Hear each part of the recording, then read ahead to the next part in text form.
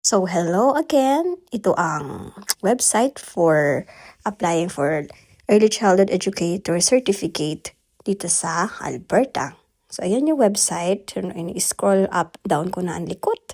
So, apply for certification. And then, we need to sign in. Yan, gagawa ko muna ng Alberta account. So, gumawa ako ng simple sample 2026@yahoo.com na email for this purpose only. Yan, hintayin lang natin. Ang tagal natin mag-type. Then, continue. Terms of use, scroll ka lang. And then, click apply. And then, punta ka ngayon sa email mo. Kasi may sinend sila sa'yo na link. So, there you go. Yan, yung alberta.ca account. Just scroll lang, then confirm this email. Then, punta siya ngayon dito, hingan ka ng password. So, mag-create ka lang ng password dyan.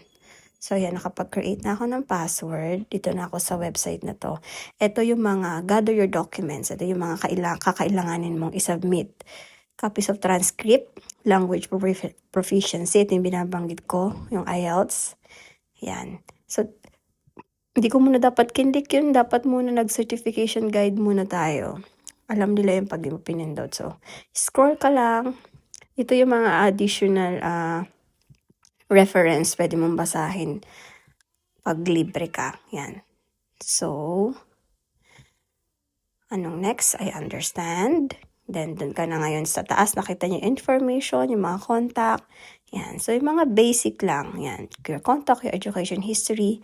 So, if you fill in mo lang lahat ng mga questions nila na yan para meron karoon sila ng profile mo.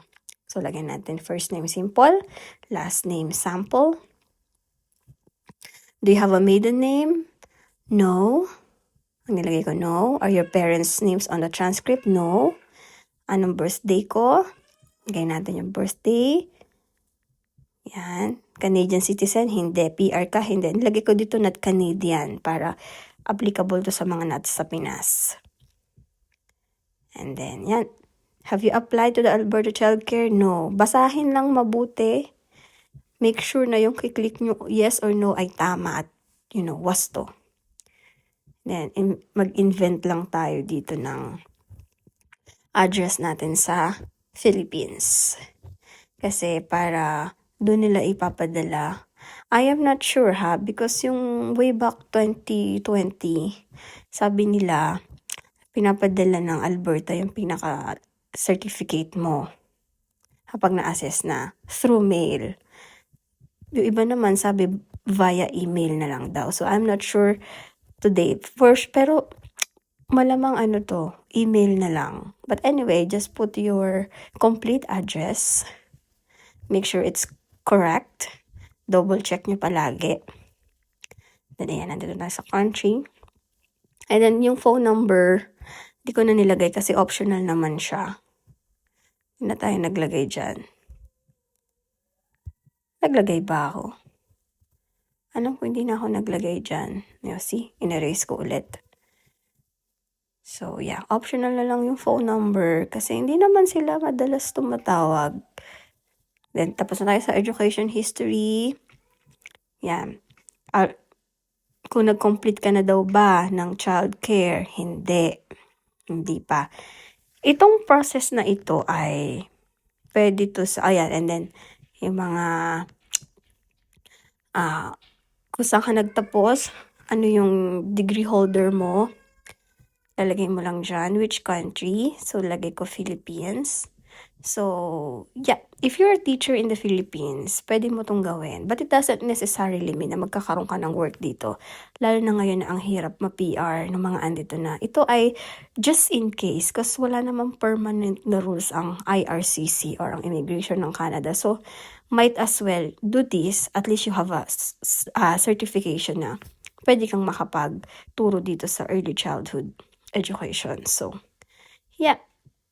Wala naman tong bayad. Lagay ko dyan yung mga IELTS, kung meron or wala.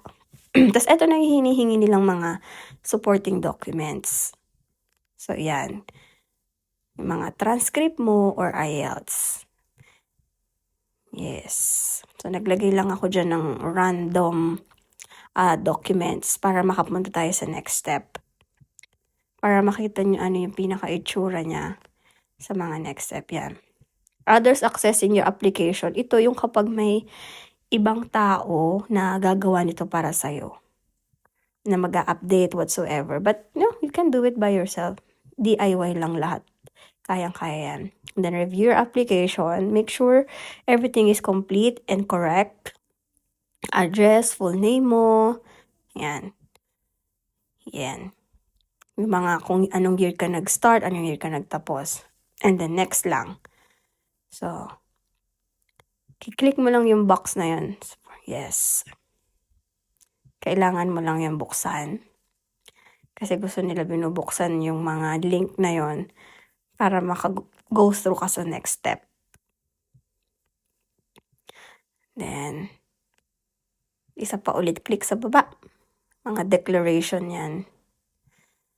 Then, submit application. Your information has been submitted. So, maghihintay tayo ng email nila kung ano yung magiging level ng certificate na i-award nila sa'yo. It's either level 1, level 2, or level 3. Yan. And then, while you're waiting, ito yung mga pwede mong basa-basahin to make sure na everything is complete, everything ay submitted. So, yan. And then ito, meron ditong, if you have completed a 1 or 2 year learning and childcare certificate program or diploma, make arrangements to have the post-secondary institution send your official transcript or official mark sheets directly to the Alberta Childcare Staff Certification Office. Ito yung binabangkit ko before. Tapos ayun yung email niya. Take note of that, the ece.staffcertification@gov.ab.c.